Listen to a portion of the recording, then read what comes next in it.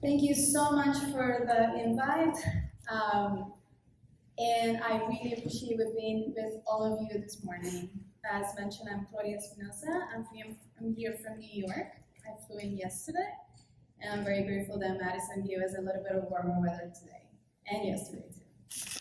I'm going to tell you a story today of resilience, passion, and discipline. And I think that is going to help us with the theme of your program, which I think is extremely important, which is level up. Each stage that you're going to see here today of my life had required me a level of leveling up to make sure that I was able to move up to the next stage and accomplish all of those dreams and goals that we have today. I want to keep it very real because I think that genuine stories is what make it impactful. And I would love for everyone to really be involved and engaged. I think that we learn from each other. And one thing that you're going to see from my life today is that every single day I learn from every single one of you, which is what makes my life meaningful. So I was born in Colombia. Next month is going to be 44 years ago. I grew up, I was born and raised in Colombia until I turned 20. Important to bring that up because I want to make sure, if some of you in the audience may identify with the story that I bring as an immigrant today. So I was raised in the same neighborhood and I grew up with the same friends. And I bring that up because it's important for when I ended up moving 23 years ago. At the age of 19, one of my childhood friends, and this is part of how serendipity and destiny plays a role in our lives. My friend at the time, it was back in maybe 1996. So for context, there was no FaceTime, none of the things that you have all today. So when my friend from childhood came forward and said I'm moving to France, that was like a big news for me and for everyone. And I believe today that was kind of like the piece at that moment that was going to change the path in my life. So when he mentioned that, I said, oh, well, maybe I should do the same. Should look into opening my horizons. And I thought, well, I could move to Amsterdam since my aunt, who unfortunately passed away a few months ago. At the time, she was living in Amsterdam. And so I thought, well, maybe if I move there, I can be close to my friend. And so I started a whole process. At that time, I was 19 years old. I was in college like you, and I was in my second year in college. So I quietly, without telling my parents, I started doing a process to apply to school in Amsterdam. I had no idea or any clue about how everything was going to work out, but I applied. So fast forwarded, I got into the school. But when I applied for the visa was denied. So that's when the destiny comes into play. I had spent a year. I stopped my college education, the one that I was pursuing, and I decided I'm going to just continue when I moved to Amsterdam. But when that visa was denied, I had to change my plans. So obviously in all this process, I had already mentioned it to my parents, and my dad was very happy for me, but my mom, maybe you will relate, told me just stay here, finish your school here in Colombia. But my dad had moved to the US when he was in his 20s too. So he was very supportive and he wanted me to move abroad. So, because of my dad, when he moved here, he became a citizen of this country. So, parenthesis on the whole story is that I started coming to this country when I was 15. As a quinceañera, he gave me a gift to celebrate here. So I had experience in the US in the past. And then when I was 17, I came back for a summer and I spent it with my cousin in New Jersey. So when I couldn't go to Amsterdam anymore, I figured, well, I've been thinking that I'm moving away for a year. So staying here is not an option, even though my mom was really persistent about me staying home. So I told my dad I'm gonna move to the US. But I'm not gonna move to New Jersey, which was, I had spent 2 summers there. I'm gonna move to New York City. So in a matter of a week, aside, unlike the plan that I had for Amsterdam, I had applied to school. In a matter of a week, I was in New York City.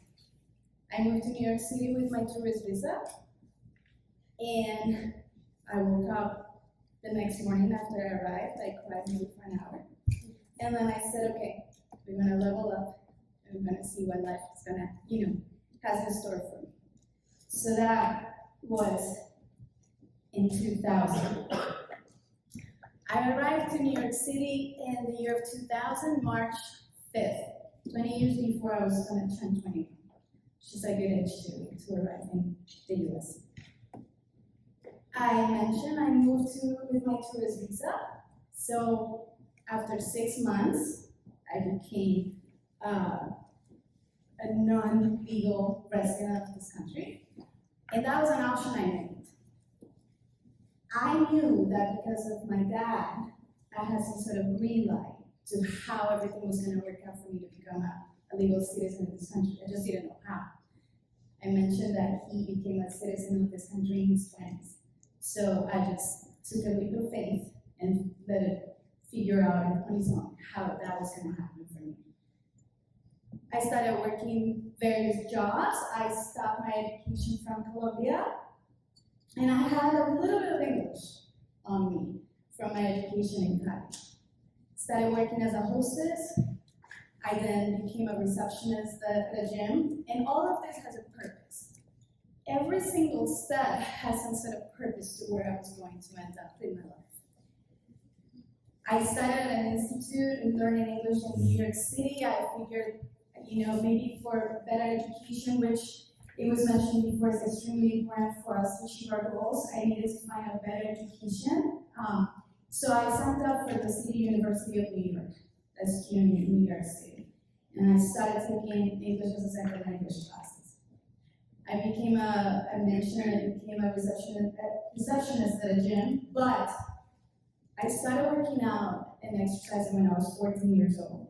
So when I was in New York City, I figured I had to find a good job because I couldn't receive financial aid to pay for my education because I didn't have a legal status.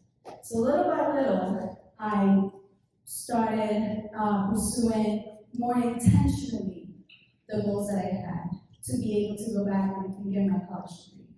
So while I was getting my ESL classes, I became a personal trainer. And then I started working for a good gym in New York City that no longer exists because it couldn't afford it. But at the time, it was called Sports Club LA. So I was working as a personal trainer. I was going part-time to CUNY for ESL. And then I was trying to emotionally survive. So one thing that I'm going to mention in my next slide is the sacrifices that you do to pursue your dreams, which is also very important. When I left Colombia, I knew my dad was going to be able to travel and see me in New York City. My brother also moved, kind of followed my path a year later. My dad came to New York in 2001 to start the whole legal process for me. But my mom and my sister stayed back. When I left, my sister was 6 years old. So I remember my dad came, my brother came, I was working at the gym, I was going to CUNY for ESL, and then I kept asking my dad, okay, I want to see my mom and my sister. But he always said, okay, it's going to be easier for you to wait for your papers and get papers for them because that's going to be very expensive. So in that process, I kind of agreed. I applied to now 2 years later to continue my education. I had started my psychology degree in Colombia, but then after I got the ESL level that I wanted at CUNY, I applied and I continued my education at John Jay. 5 years later, after I arrived in New York, my papers, nowhere, right? I hadn't received any kind of update on where my legal status was. So I told my dad, well, it's been 5 years without seeing my mom and my sister. And again, back then there was no FaceTime, there was no WhatsApp. So it was all based on letters and pictures. And finally, my dad did the whole process, and they arrived in New York City 2005. By that time, my sister was 11. So my point of bringing this up is because of the sacrifices we made. And I personally chose to make that sacrifice, kind of like taking, again, the leap of faith that you don't know where things are going to go. But that was one of the many sacrifices I did in my life, which today I'm glad that my sister lives in New York City, so we kind of caught up with the time that we missed in the past. But I think that sacrifice is important to mention because there are many sacrifices that we make when we are on our path to achieve our goals. For the legal status, this is extremely important. And every step that I'm mentioning here today with you is because I really, later on when I share what I do today, personally I relate with every single youth that we serve in the organization I run today.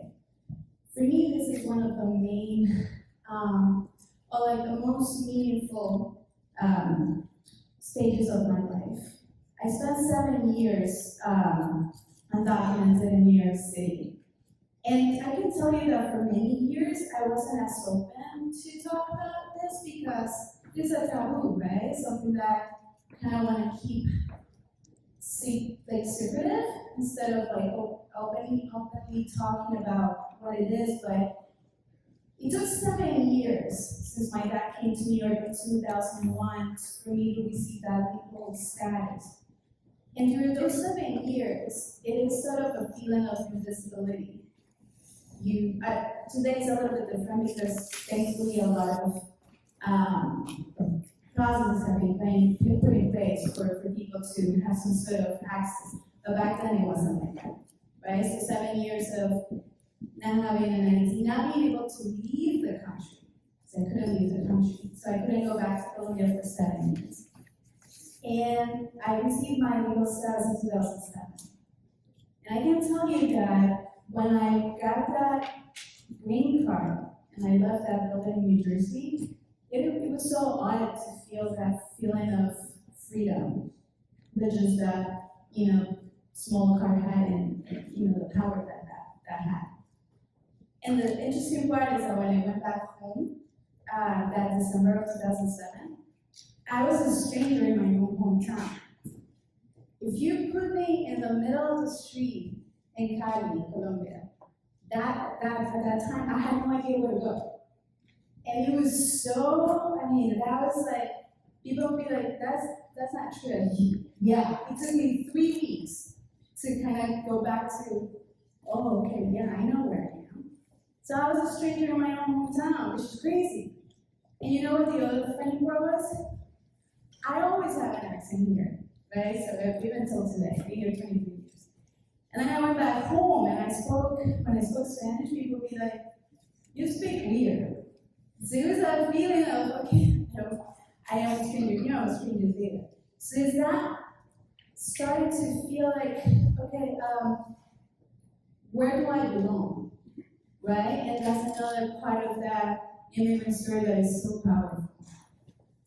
So, 7 years while getting that, legal status, I was also getting my degrees.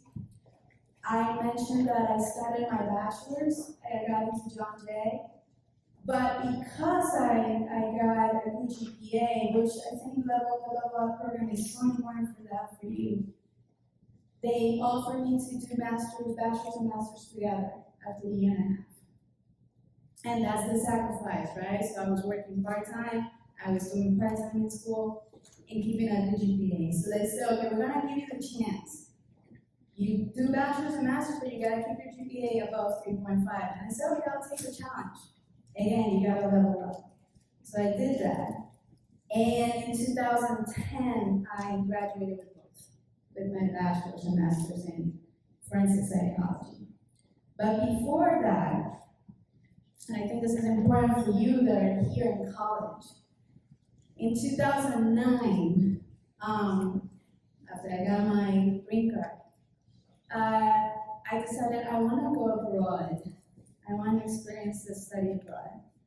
And, I believe in intuition, I believe in gut feeling, and my heart was telling me go to France. Why? I have no clue.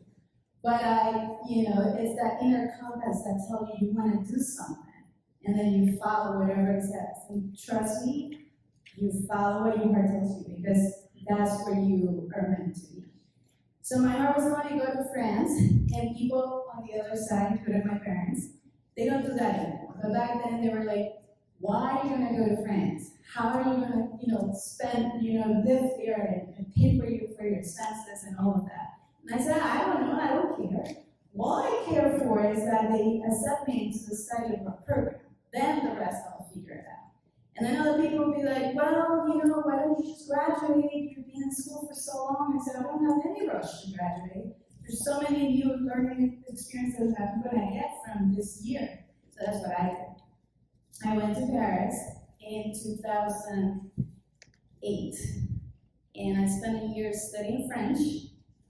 A year before I left, I worked a lot. I transitioned from that personal training, and I started working for nonprofits. Back then, I had no idea what that meant. I just knew that I needed a job to save to go to France.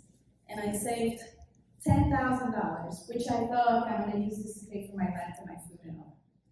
But the interesting part is that you don't know what's going to happen. You need to have it all figured out. When I arrived to France through the study abroad program, they got me a job, they got me a housing, situation resolved. So I didn't have to spend my $10,000 in any of those. I used them to travel all around Europe, and that was one of the best years of my life. And my point of telling you that is, again, if you want to take a risk, if you want to just jump, you don't have to have everything figured out. As long as you're following your desires, trust me that the net is going to be there to catch you, to feed you, to be able that you do what you want, because that's how it always works.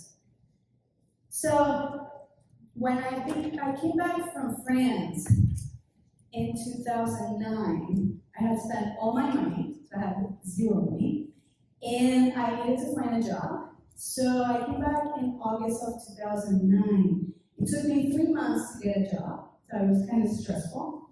But then when I got one, I started working for a nonprofit in New York City. The first job that I had with them was in supporting a mental health and substance abuse program, and I didn't kind of fit well with me. So I asked to be transferred to another program within the same organization, and that's what, when my life changed. I was transferred to a program within the same nonprofit that was a suicide prevention program that was created because, Latinas in New York City have the highest suicide attempts. That was October of 2009. I had no idea that was the challenge in New York City until I started working for this nonprofit.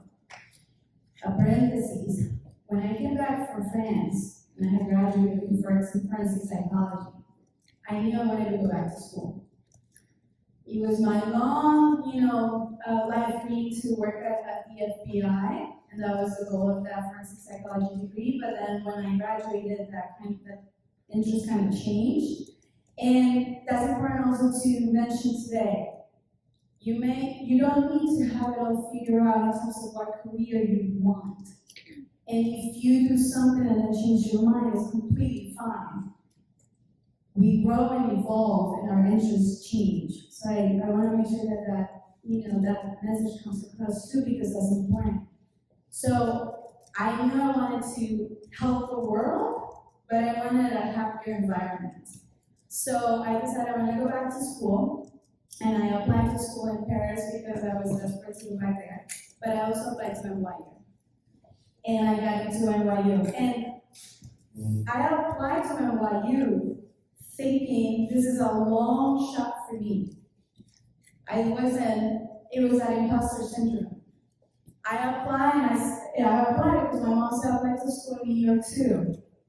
And then when I got in, I couldn't believe it because of that feeling that I had of this is not possible for me.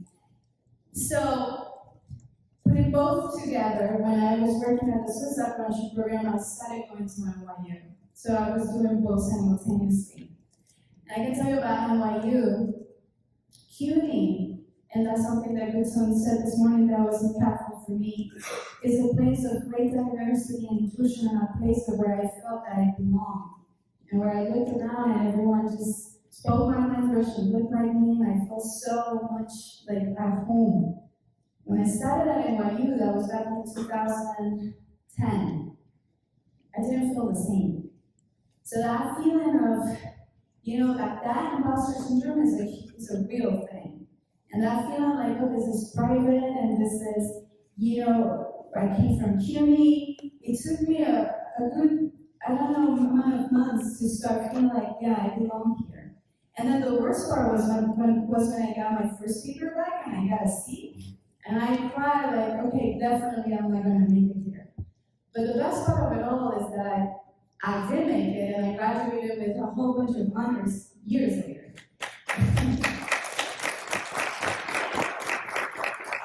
Thank you. Thank you. I went to NYU to get a degree in nonprofit management. And you know why that's important?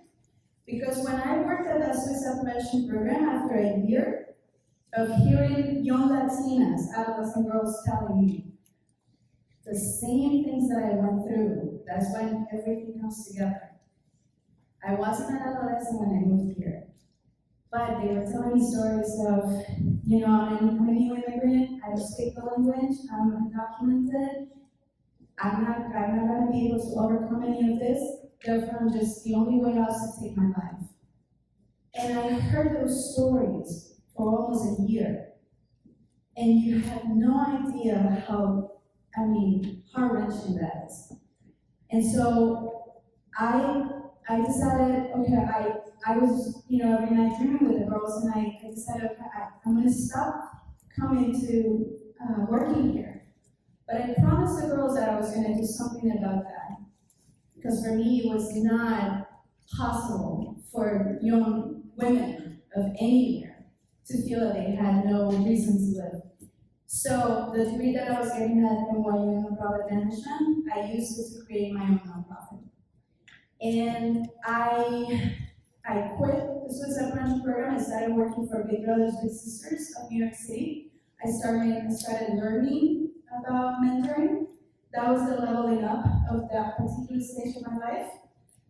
I was getting my degree in nonprofit management. And then I started doing a lot of outreach at NYU to get the support I needed. And that's important because I want to make sure that you're here getting an education, but it's not just about coming to your classes. It's not just about going to your class today, doing your paper. You have tons of resources. Your professors, your faculty, your directors, this program. But the only way it's going to work out for you is if you do the outreach. They already have all the resources for you, but you have to do your part too. So at NYU, when I decided I'm going to create a mentoring program for young Latinas and young women in general, I decided I'm going to start doing outreach to every single department that I felt can maybe have an interest of supporting my idea. So I did my research, I created a list, and I have faculty members from the Latino Studies program, from the multicultural program, from everywhere that I thought, it has an affinity. It had an affinity, and I reached out. And in the end, they agreed to support me. They provided space to run the mentoring program at NYU. They helped me recruit college students to be mentors. And the first pilot project of the Love mentoring program was launched in the spring of 2012 at NYU. And that's important to mention because it only happened because I used all of the resources that I had at that time to make it possible. But also it's important to mention that it was not easy. It was me doing all of this, but with a lot of mentoring and support from people that believed in me. So that's important too. You need to surround yourself with good mentors that are going to support you with your goals. It's not easy. I want to make sure that you understand that part, because it's a lot of work. But with the right people, you can make it happen. So, the first program was in the spring of 2012. And then I had to think about, all right, well, if I want to make this real, right, it could be just a pilot project or it can become something bigger. So I reached out to my law professor, who was a class called Nonprofit Law, and she told me, she gave me only 10 minutes. And she said, if you want to create a nonprofit in New York, you need lawyers. So she gave me the name of the organization that could potentially help me. I had no idea. I mean, I went to school from 2010 to 2013 to get a degree in nonprofit management, but creating a nonprofit is not an easy thing, right? So I reached out to that, it's called Lawyers Alliance for New York, but the bottom line is that I put together a business plan on my own. Mind you, everything that I'm telling you up until 2012, I did it on my own. Well, not on my own, with a lot of support, but at the end it was me making it happen. And it was when I went to the Lawyers Alliance of New York office that I presented my business plan, and they said, we believe in your plan, we're going to help you create an organization. That made it real.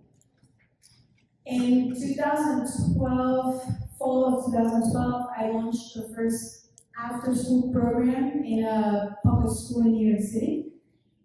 That was the first model of the Love Mentoring Program, supporting young women in public schools and bringing college students from universities that were CUNY and NYU, and then became much bigger than that. In 2000, I need to mention this. In 2012, I was the one teaching the classes. So I started teaching the program myself, both as a pilot project and in the after-school programs, and I started receiving a lot of support from interns. I did this on a volunteer basis, and I think this is important also to share because I quit Big Brothers Big Sisters. I went back to personal training because the only way that you can make your dreams true is if you have the time to be creative, to put all of your effort into it. So I knew I had to have flexibility for this, but I also needed to pay for myself. So I went back to personal training. I taught the classes from 2012 until 2015. And I remember my brother used to say, you are the only person that works for free. But it is important again that you understand that other people may not have your vision. They may not be able to see where you're going with what you have in mind. But that's okay, as long as you believe in yourself. So for 3 years, I was the one teaching, I was the one doing all the work on a volunteer basis, meaning I wasn't getting paid to run Love. And it took those 3 years to make relationships until in 2015 I got the first grant to hire myself and hire other people to run the organization. So it took those 3 years to become a funded, financially supported organization in New York City. But I wouldn't change today, because where it is today is just unbelievable. All of that hard work is paying off. I spent from 2015 until 2018 just growing the program, just going from one school to the next, knocking on public schools around New York City, explaining how important it is to not only concentrate on academic performance, but looking at education in a holistic way that includes social and emotional support for all students. Because if you have not eaten today, or you haven't slept, or you were sad or depressed, you cannot concentrate and do a good paper. One thing doesn't, is not a separate thing, they go together. So I spent a long time trying to communicate that message to public schools in New York City. But you know what the funny part is? That they were not listening until the pandemic happened. So I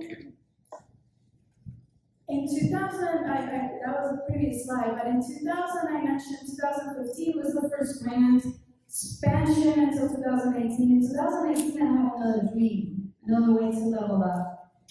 And that was my heart again telling me, you want to go to Harvard. And this is again about, you see how each step of the way has been about raising the bar and leveling up in a different level. And I was talking about that imposter syndrome at NYU, then you got a little bit bigger, right? And it was my intuition telling me, you need to apply, you need to go to Harvard.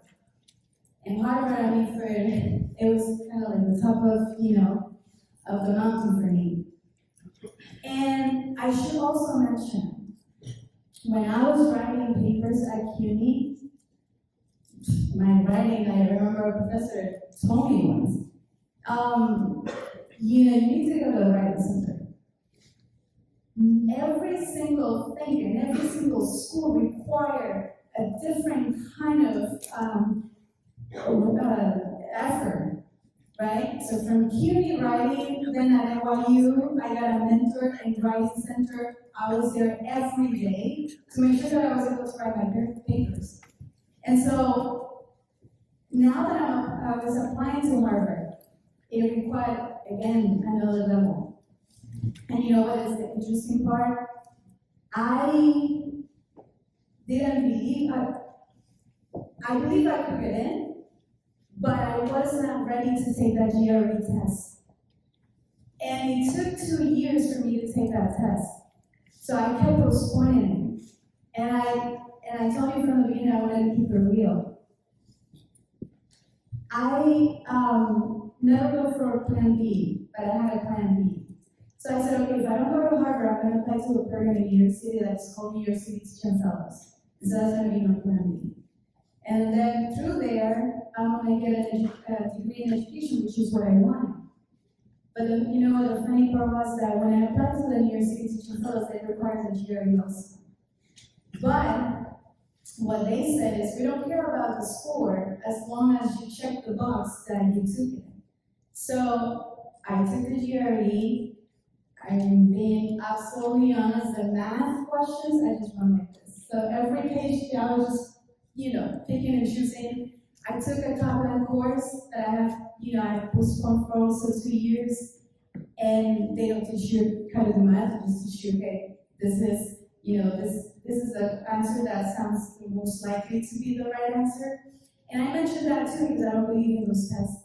I don't believe that they measure your real, intelligence.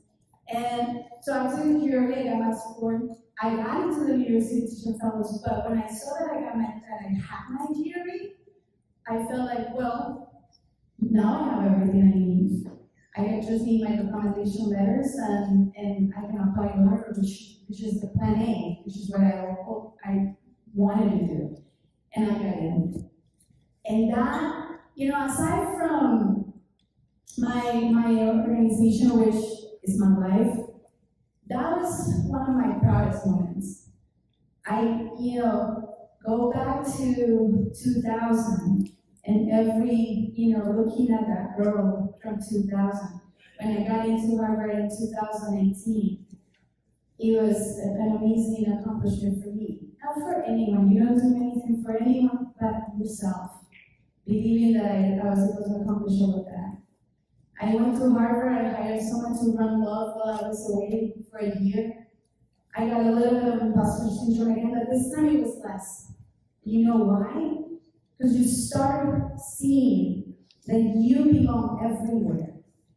You belong in that level of self-worth comes from you. And you make an impact anywhere you go. And that's where, when I got to Harvard, it wasn't about Harvard towards me, but it was about me towards Harvard. And that's what I do today with the people that work with me and my girls in the organization. They are lucky to have me, not the other way around. And so I made my impact when I went to Harvard to make sure that it was more diverse, there was more inclusion. And I also was able to bring my girls to Harvard and show them, look at all this diversity here, that this is a possibility for any of us.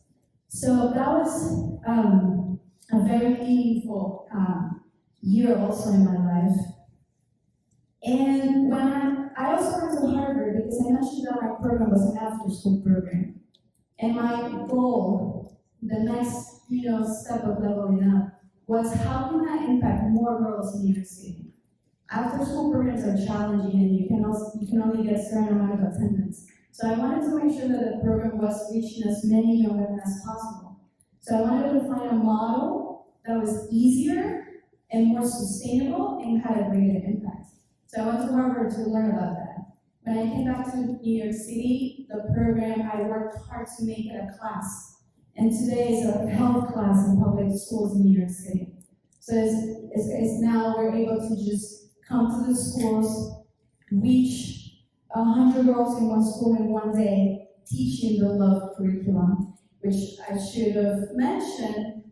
What we do is we teach mental health, reproductive health, college access, and career readiness. That's the love curriculum.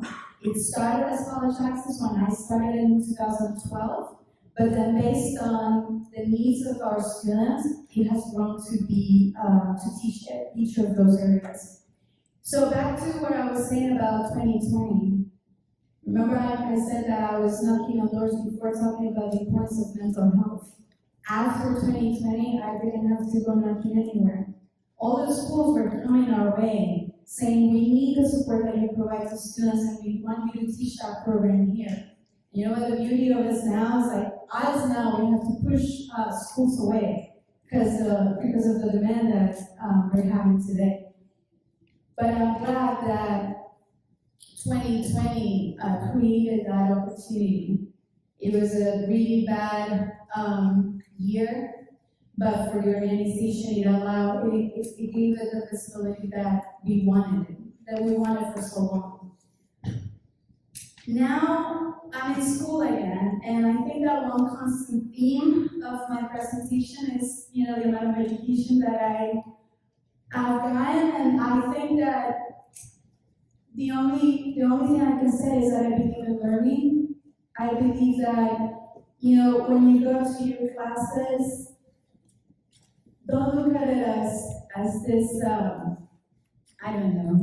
stressful thing that I have to do, but look at it as, how much knowledge is providing to you, because that's the reality. I decided to go back to school. I'm in school now. I'm aiming to graduate in May. I started in, 2 years ago, I think. And keeping it real, this was my first research degree. I have gotten a few degrees, but this was my first research degree, my doctorate. And I almost quit. So keeping it real too, I think that is important because it's not, and this is something that when I talk to my close too, is like you stand here and you think that all of this was just like so easy and smooth together, right? That is absolutely not. During the first year of my doctorate, I had no clue, about anything that they were requiring. About doing a literature review, about doing, all the research that I had to do. I got so stressed out that I told my team and my organization, I can't do this. I just can't. And I even wrote to the directors and I said, Serendipity, the director of my program, was the first donor for love in 2014, just to see how life works too. And I told the directors I can't do this, and they didn't let me quit. Even the dean of Steinhardt, where you got involved, because he said don't quit, and my mom said don't quit. So I just said, okay, I'm not gonna quit. So I stayed here. But I can tell you one thing about leveling up. I changed the dissertation theme because I wasn't passionate about, and I told you from the beginning of this conversation, this is a story of passion too. I had done 100 pages already of my dissertation, and I said, I can't do this. I asked for permission to start from zero, and they allowed me. And then they said, okay, you have written 100 pages in 6 months, you have 3 weeks to change the topic and redo it again. And I did it. So that's the level of leveling up. But because I was passionate about it, I was passionate about my new theme, which includes my organization, about how to enhance the programs. So this is a doctorate in education, again, that I'm hoping to get in May of this year. But it also has a goal. Everything has a goal and a purpose. I want to create a love school. For 10 years, almost 11 now, the students in our programs have been telling us we wish we received this kind of education in our public school. They don't talk enough about mental health, they don't talk enough about reproductive health. They don't do mentoring like we receive here in the program. So I want a love school, and I'm working towards that.